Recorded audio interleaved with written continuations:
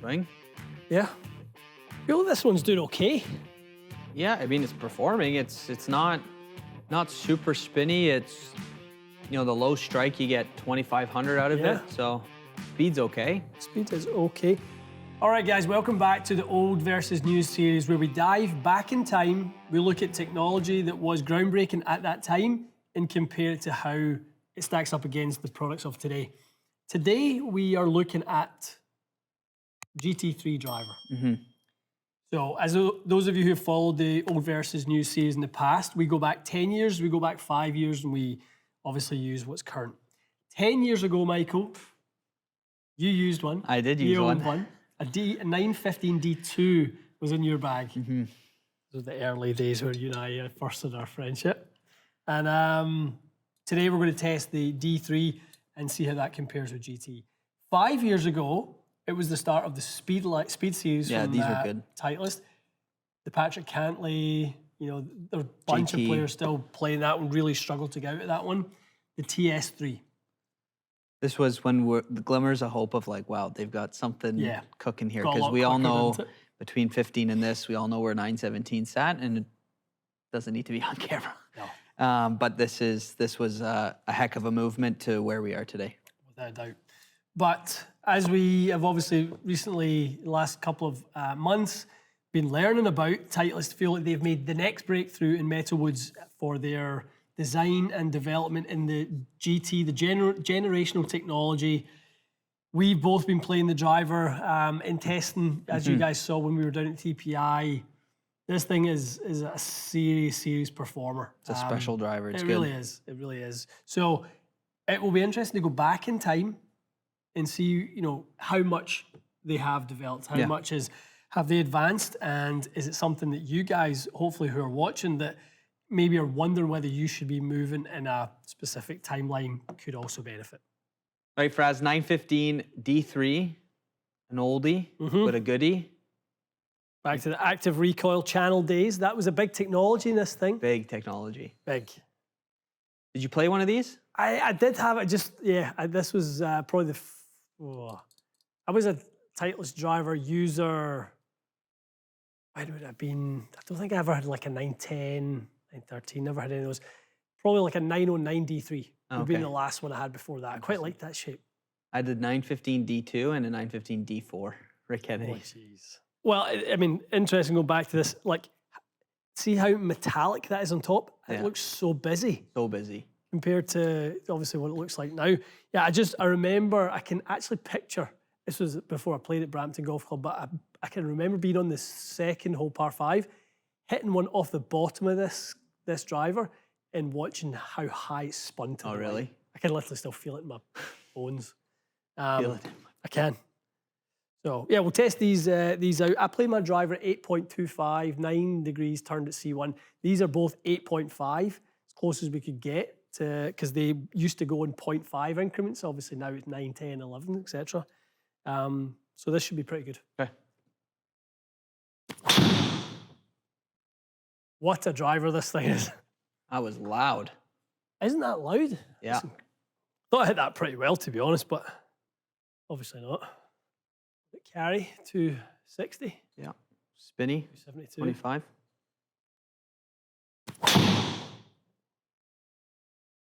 Wee bit low off the head, Mikey. Still got a decent amount out of it for low on the head. Spin's still at 25.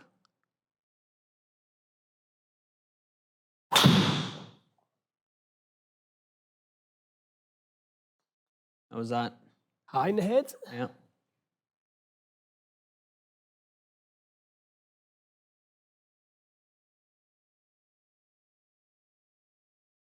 I feel this one's doing okay.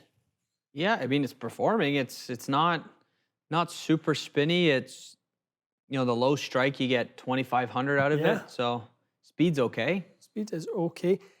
I feel like I'm slow in club speed. Does that make sense?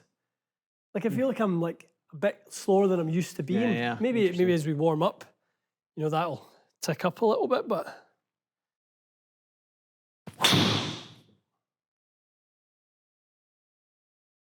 Swing. Yeah. Yeah, quite good. Yeah, still performs. You wouldn't be disappointed with that set. No, it's a good driver. Okay, into TS3. I don't think either of us played a TS3. No, definitely did not. But had the cartridge in the back. You could interchange some weight, which is nice. Yeah. Always found this, for being a 3 model, I always found this one looked a little big. Bigger, yeah, definitely. Bigger and kind of lost, and the TS2 is even, not worse, but just it feels like it lost the bulge and roll lines. Yeah. Very like square at the toe, which I never really liked. Yeah, no, this wasn't one I was a fan of, to be honest. Where did 113 come from all of a sudden? Yeah, because the 915, 110, 110, maybe the odd 111, 109. Go to the average. I think it had like a 108 in there, 109 in there. 109.5 is the average. Yeah. Yeah, I don't know where 113 came from. Interesting.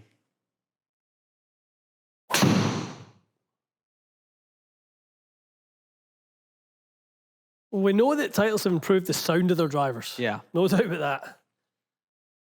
These are high-pitched drivers. Oof.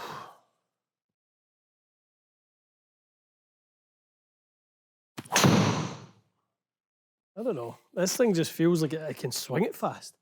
I'm actually going to go back to 915 after this and do a few more just to see. Okay. I don't know why it would be that this is that much quicker. I have a one-hander, but it's okay. Again, performs though. Pretty good. You've given it strikes kind of in different spots. So what have we picked up so far? Ball speed, yes. Yeah, ball speed you've picked up. But arguably that's club head speed, but you know, we'll get there. We'll see. Spin is a little higher, but close to being very, very similar. Okay.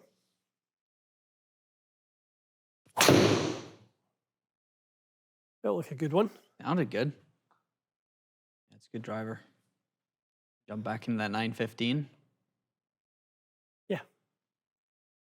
915 is a much nicer shape than TS3. Yeah, TS3 is too long front to back.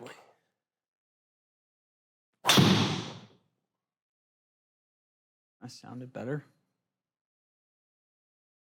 Quicker? Yeah, 111.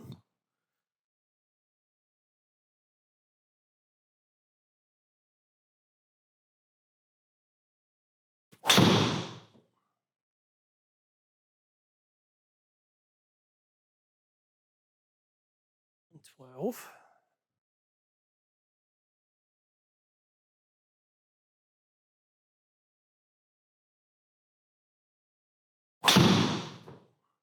A little heely, but dealt with it well. Yeah, it did really well.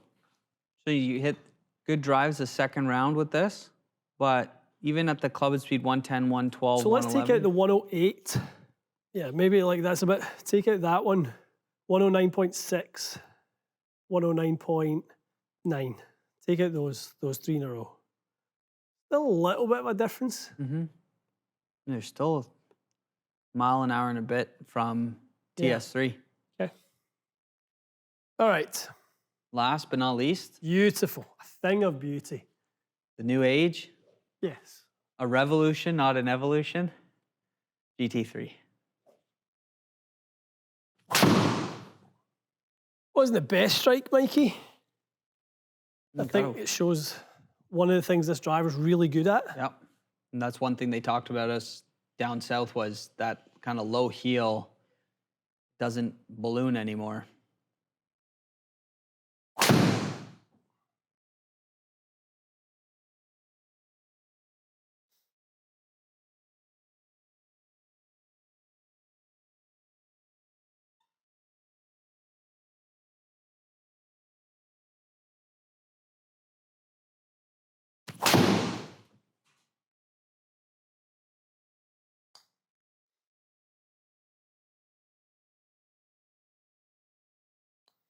Good swing too.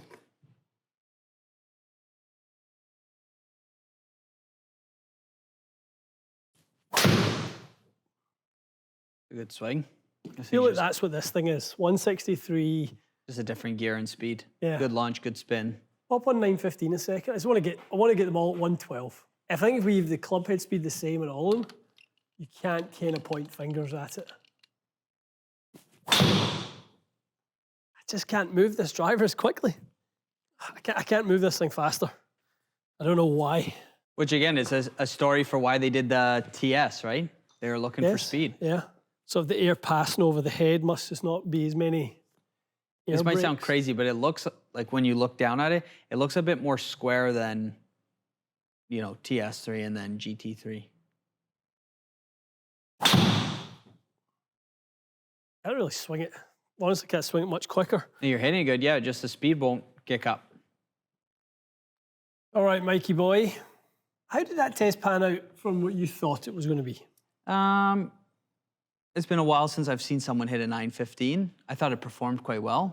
Even on some of the mishits, you got away with it, which is nice. It didn't balloon spin-wise. I think that's the one thing I'm surprised at. Yeah. I didn't have any of the crazy balloony ones. Like if you said to me those were your numbers, I'd be like, okay. Yeah, you take them for sure. 159 speed, yeah, it was good.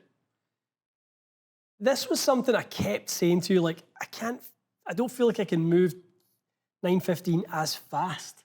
And we actually retested it a couple of times to try and like, well, let me make sure we're not just hitting it at different points of the test, but it just, aerodynamics that they sort of established during the TS line are you know, legit, and they really are apparent. So when we get to GT, speed kind of had leveled out a little bit. Maybe outdoors that kind of changes a little bit, but I think you see more realized speed. Totally. And then launch and spin, like spin comes down on some of the mishits, so you get more out of it.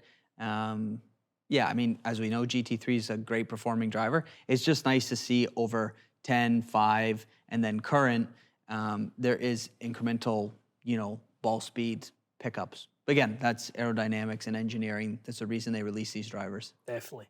So, you know, if you're playing drivers, you know, call it 10 years or so apart, you know, I think that's the, you know, I'm hitting those reasonably well. Yeah. I think that's the minimum you would expect to gain is, you know, 8 to 10 yards. 10 yards. If you're well fit. And I'm using the same shaft that, you know, I play, etc. So everything's kind of performing well. If you've been using a driver for 10 years, though, and you could pick up 10 yards today, it's a no-brainer. 10 yards is better than nothing. And this is probably a lot of what we see in the story from the Patrick Cantleys of the world, etc., is they probably saw little pickups in ball speed, but they went, I'm really comfortable. I really want to put in a new driver for 5 more yards in carry. Depends who you ask. Yeah. You know, I kind of feel like... maybe that little extra spin protects them. Yeah, I think that's a big part of it, that sort of spin consistency, that window that's, in this case, it wasn't, I was hitting them kind of in the same spot, so it wasn't really that different, but, you know, yeah, you take a little bit of a tightening in those windows. But you can see the movement, you can see the sort of transition from the technology from one to the next. Probably, I'm maybe surprised that 10 years ago, that driver is performing that well. It was good. It really did perform quite well. The thing that stood out to us the most, sound. Huge. The sound from 915. And I'll say shape as well. Like I always thought Titleist drivers looked quite good. And then you go back and you go, no. No, that's not it. What does Ralphie always say to us? You got to look back to see how far you've come. Yeah. When it comes to look and sound, you've got to look back to see how far you've come. 100%. If you're Titleist. So, yeah, good stuff. I think if you're getting fit into a GT product, you're kind of at the sort of end of the potential as to what's out there right now. I don't know if there's too much. You know, maybe some of the stuff from AI Smoke that launches a little bit higher, that keeps the spin down, if that works for you. I've seen those heads really give you that kind of freak ball. Yeah. That just launches up with good speed with low spin. But I think if you're in something older, GT3 is about as good as there is out there. Totally, I agree. Excellent. Okay, guys, always fun to do these little kind of look back in the timelines from one manufacturer and see what's changed, what's evolved. And for you guys who have maybe been a Titleist enthusiast, you've maybe been part of Team Titleist, and you get the updates, and every year you change your driver, probably can attest to a lot of these types of upgrades that we're seeing here. So not massive in terms of yards, but Ball speed pickups, yes. Look, feel, sound, 100%. 9-day. And the consistency across the face, going to be huge for all of you guys. So let us know what you think. Is there any other lines that you would like us to go back and test? We've done so far. Yeah, who we done last time, but I think we've still to do ping. I know we've done Odyssey putters. TaylorMade. Who did we do? We did TaylorMade. SLDR. SLDR, of course. And M5. That's right, and M5. So yeah, maybe Callaway's next. I like it. Love It'll it. be fun. All right, let us know who you'd like us to review next. Old versus new. Stay tuned for more, and we'll see you again soon.